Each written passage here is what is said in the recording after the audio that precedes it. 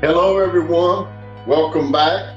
We're glad to have you at WYTV7 Christian Broadcast. And man, we are in for a good show today. I've been waiting on this. You have reached In the Gap. I am your host, Keith Smith. And just to give you an update, over the last 10 days, I had to have some surgery done. And praise God, everything went well. I came through the surgery well. And I never had a surgery in my adult life. I had one as a kid, and I don't really remember it. So I was a little nervous, a little apprehensive about it because I'd never been put to sleep. Even playing football all those years, nothing's ever happened that I've been put to sleep without just being sleepy. So I was a little nervous about it. My wife, she did a really good job, helping calm my fears. God had already made preparations for this surgery. The surgery went great. I just had my post-op visit today. Doctor says I'm healing well. But the biggest thing with this surgery that really struck me as far as one of my fear factors was the fact that they're going to be cutting on me, and afterwards I'm going to be experiencing pain. Well, if you've seen the other episodes, you already know I had a bout with opioids. I had an 8-year addiction to pain medication that God delivered me from. I didn't go to a rehab, a detox center, none of that. God did this.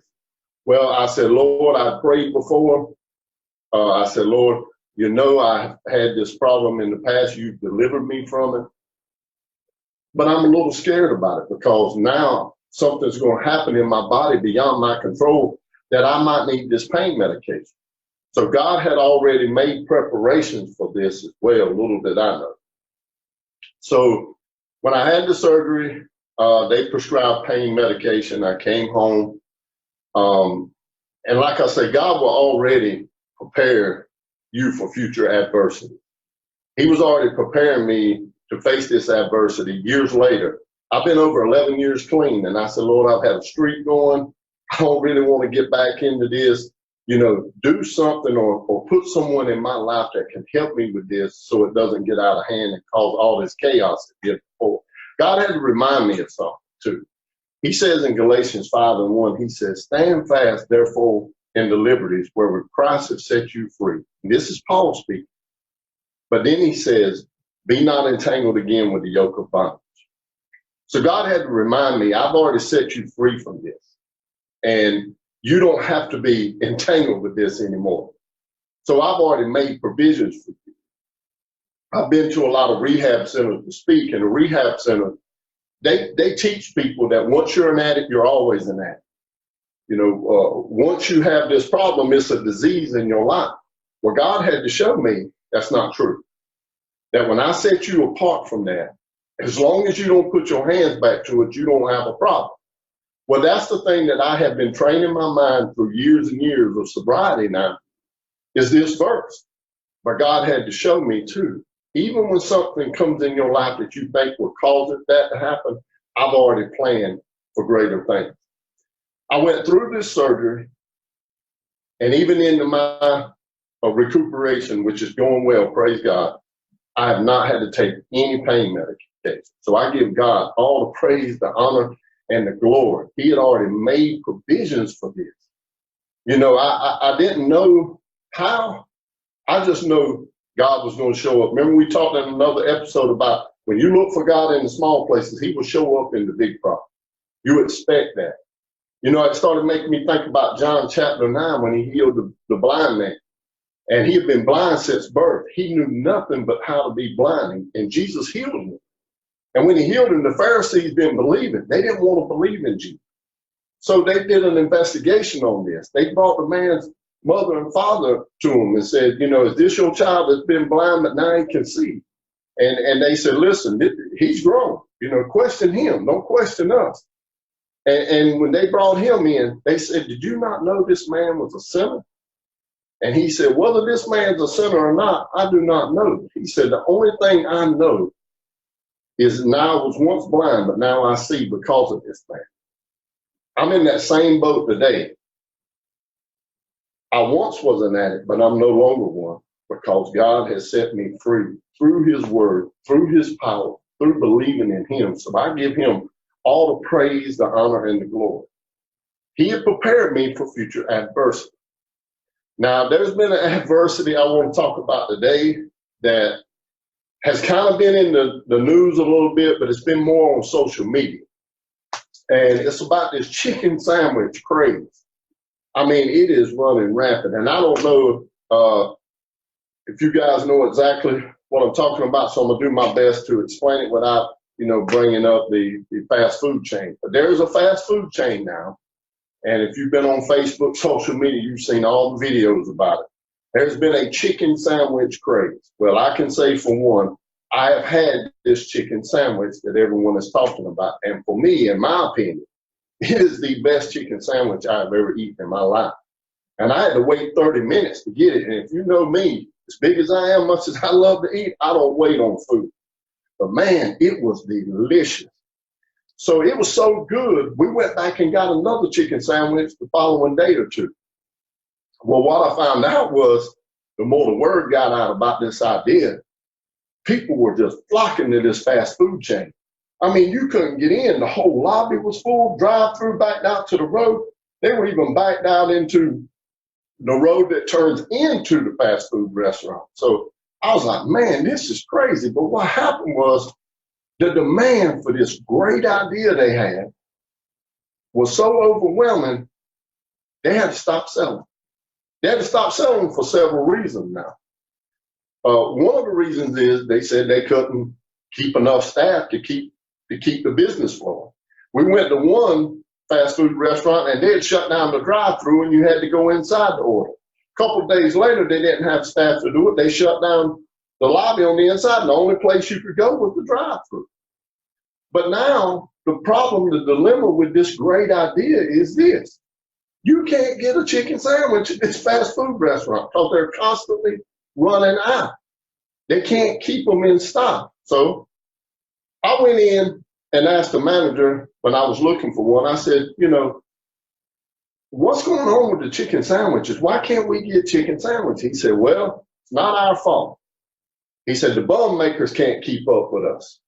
Then he said, well, and the processing plant can't keep up to keep chicken to us. So we're steady running out. We get a whole shipment in, we sell it out on a day, we out for another week or two. So they're going faster than we can get them, but those people can't keep up with us. So I went to another place, and their excuse was, we can't keep enough employees to even sell them. We got some in the freezer, we can't even cook them because we can't keep enough staff to keep up with the demand. Well, these were the reasonings that I was getting from them. This is why I couldn't receive one of these good chicken sandwiches. They were placing the blame off on everybody else. Well, God had to deal with my spirit, and he showed me something about life and how he operates with this. Man, I thought this was just absolutely great. And I want you guys to really pay attention to me with this. So, man, when I say this is a vision God gave me, this is some clarification God gave me. This is going to help somebody out there right now because it really helped me. It helped me a lot. It's not everybody else's problem. Whoever came up with the idea, the fast food restaurant, that's where the problem is. The problem started with the idea. And what God had to show me was this. Anytime God gives you an idea, a dream, or even your purpose, he's never going to zone that to just your area code. When God gives you purpose in your life, he plans for it to go global. I'm going to say that again. God will not zone your purpose to your area code. He is going to plan for that to go global. And what I mean by that, you got to think in God's vision. You got to have a relationship with him to say, okay, Lord, you give me this idea, but I'm not going to go with it where I want to go with it because I'll run into future adversities. I want to go where you want to go with it. So show me your vision. Let me feel what you feel with this. By doing this, you plan to go global. If you remember a few episodes ago, I told you that when I first came home from incarceration, I had a 10-year goal plan. That's what my vision was. But God had already planned for that thing to go global and fast. And what I mean by that is he completed everything in 10 months. He said, I got to get your goals out of the way so we can start getting into mine. So I'm going to do yours quickly because it's nothing.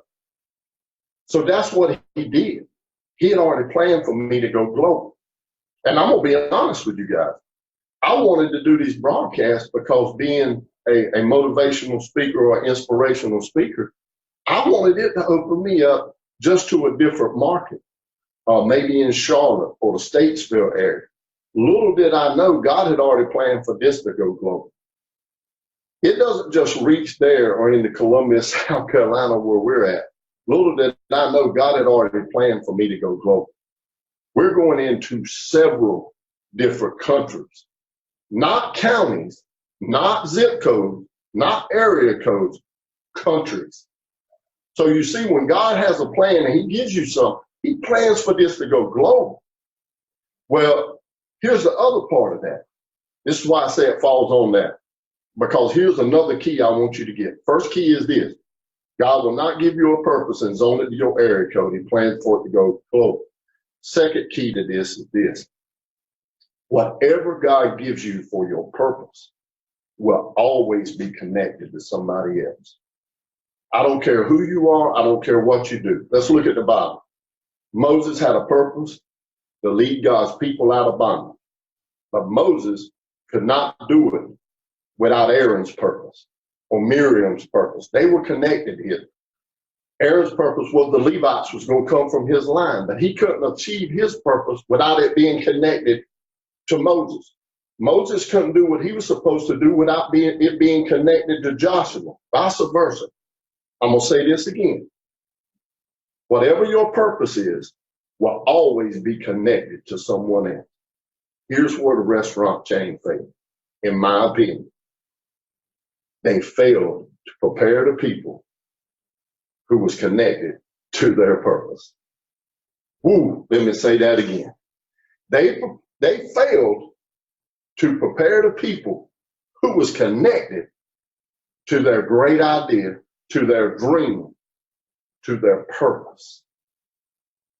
That's where it falls at. Whatever your purpose is, whatever your goal is, and let me say this about goals. When you make goals, make them big enough you can carry other people with you. Because when you get to them and you're by yourself, who you're going to enjoy them with. Always help someone else achieve their purpose by being connected to yours, or vice versa, but make sure they're connected. This fast food restaurant failed to relay their vision and their purpose to the bun makers. They failed to relay it to the processing plant. They failed to help them problem solve how we're going to get over this dilemma so we can go global. Because right now, without these chicken sandwiches, they're losing millions. They're losing millions because of their purpose that God gave them a great idea. They failed to prepare the people connected to it. When you fail to prepare the people who is connected to your purpose, they will keep you in the same place, not by their will, but by your will, because you failed to prepare them. I was telling my wife, if you watch crab fishers, sometimes they'll put their crabs in a bucket. They never put a lid on them. And the reason they don't put a lid on it is once you start putting crabs in that bucket, they start climbing up the side. There's one in the bottom always going to pull the other one back down. So none of them's ever going to get out of that bucket. They'll keep pulling them back down. That's how it is when you fail to prepare people who is connected to your purpose that's supposed to go global. They will keep you in the same place you're at. So God's going to give you a global idea, but it's never going to go past your zip code because you didn't prepare the people. Got to prepare the people in your life for your goal and your purpose. Now, I'm also going to tell you this. You have to remember where God has brought you from in these ordeals. How God had to prepare me to face this surgery and not worry about addiction anymore. The same way. You know, Paul says in Philippians 3:13, he said, listen, it's not that I know everything. He said, but the one thing I do know is I forget not the past, but I press forward He said, I forget the past, but I press forward to my future. That's how we have to do. We have to prepare the people. And when you remember when I was talking about that smoke in episode 1 and how that smoke is there to help you and it's to help other people. Well, it's also there to prepare people for future adversity. So that's why it's important to share that. Paul said, for the one thing that I do is forgetting the past and pressing forward into the future.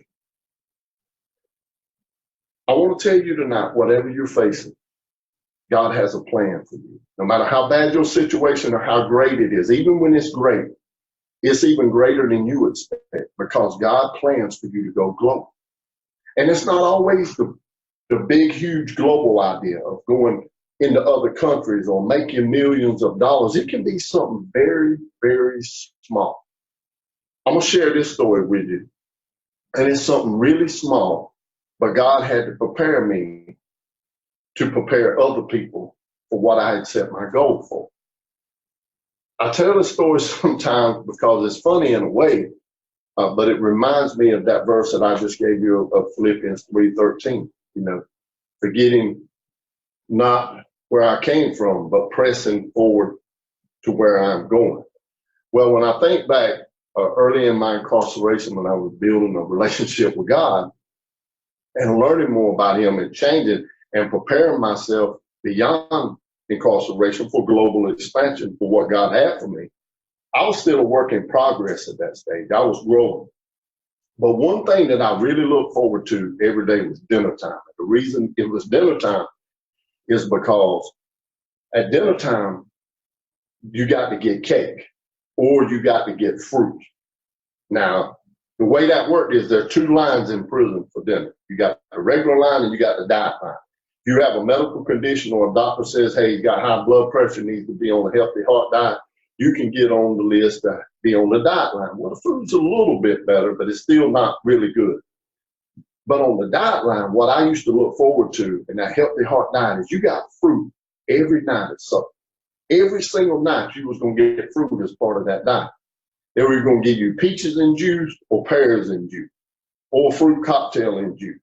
And man, I used to look forward just to that little thing, that little luxury in a terrible place. But the thing about it was if you got fruit off the diet line, you weren't supposed to get cake at the end of the other line. Well, for years, I got cake and I got fruit because I used to love to put the cake in the fruit and let the juice soak up in it. Man, that was good. When I say it was good, it was almost as good as that chicken sandwich I was telling you about. But man, let me tell you this. One day they changed the cake man. The man who give the cake out, they changed. And when I went down the line and I had fruit on my tray, he went to put a piece of cake on there and I put my tray out there, he pulled it back. He said, no, man, you can't get cake. I said, why not? I've been getting cake for years. He said, man, listen, you can't get cake because you got fruit. I said, and naturally the old natural self wants to well up in me. Now I want to be like everybody else and say what everybody else says. Like you and them, man, you can't, who are you to tell me? He said, well, you're not getting cake today. We got in a little argument, but I went on and sat down at my table, but he didn't give me any cake. And I was like, man, I've been getting cake for years. Why can't I get cake? Because I love this. I look forward to this. And when I kept sitting at that table, I started getting angrier and angrier with this guy. And God had to speak to my spirit and say, why are you angry? I put him over that cake. I don't care how long you got it. That cake is under his authority. I have prepared him to hand that cake out. So I said, man, you're right. Lord, you're right. I'm getting mad with this man that this cake is under his purpose now. So what I did was I had to start preparing the people to my goal or my purpose. And at that time, my purpose was to get cake to go back in my fruit. So I had to start preparing the people who were connected to that. So what I did was the next day, I come down the line, I got my fruit, he's standing there. And before he could even draw the cake back to say, you're not getting it, I looked and said, hey, did you make this cake today? He said, no, I didn't make this cake today. I said, well, if you didn't make this cake, then I don't want it. He said, wow, man. And I walked off. Next day I came back. I'm coming down the line. He was just looking at me like I knew I wasn't getting cake. I said, hey man, did you get this cake today? I said, did you make this cake? He said, no, I didn't make this cake. I said, well, if you didn't make it, I don't want it. Only time I ever want it is when you make it. Third day, I come down the line. Let me tell you, there's always great things that happen on the third day. Amen. But when I come down the line, I never got a chance to even ask him or say anything about that cake. That guy was looking at me and said, hey, I made this cake today. I said, you did? I said, man, I know I'm not supposed to have any, but can I please have some? Not only did I get cake that day, I got 2 pieces. And I got cake every day after that because I prepared the people to what my goal was. I prepared him. Now, my method might have been a little off, trying to reverse trick him into giving me cake. I will admit that.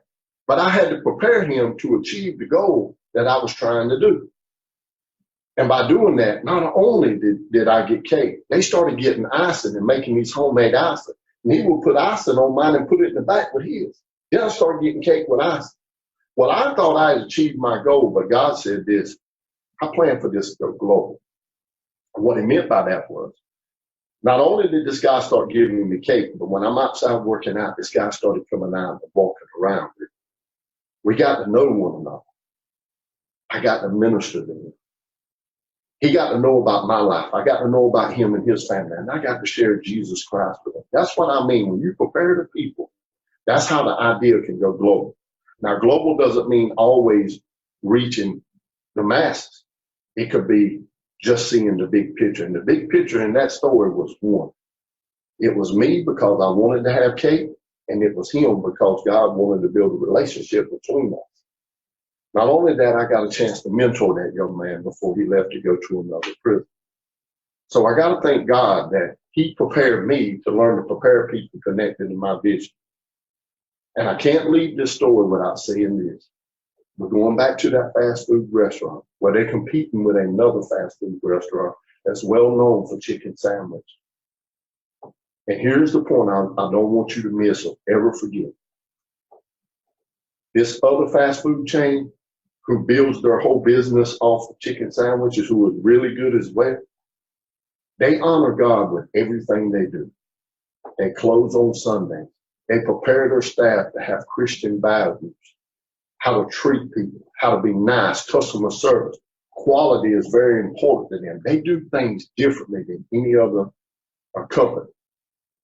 And during the mess of this whole big chicken sandwich craze, they have not missed a beat because they had the global idea to start with, and it wasn't a chicken sandwich. It was about honoring God with everything you do. Even through this crisis, they have not missed a beat, and they're still sustaining themselves in this adversity. That's what happens when you prepare your dream and your goal with what God has for you, and you prepare the people that is connected to it. You will achieve success the same exact way. And I wouldn't say this, I would be remiss without saying this as well. Preparing people in your life will help you get to where you're needing to get to. But also, too, there's other people that need you to keep functioning in the way that they need to. That's myself. That's the other broadcasters that's on this show, on their shows. And I invite you to go look at them as well. We need your help to expand to a global idea for what God has for us. And you can do this by helping out by going to WYTV7.org and hit that donate button. It could be just a little amount. God can take a little amount and stretch it globally. God has a way of multiplying the fish, and we'll save that for another episode. But we need your help. And God will, I'm telling you, whatever you do in the name of Jesus from your heart, God will bless you. And I also want to say this to you today. If anybody who is watching on the broadcast or listening through podcasts, our listening audience, I want to ask you today this one simple thing. Has God prepared you to go globally? And if so, do you have that relationship with him to see it through? Not through that, but just seeing into eternity. And if you have not did that, let me give you another verse. 1 John 1:9. It says, if you confess your sin, he is quick and just to forgive you of your sin, cleanse you from all unrighteousness. If you have not done that today, and you would like to, just say this prayer. It's this simple. The same as if you're in addiction. Once you're free from it, don't put your hands back to it. It's this simple.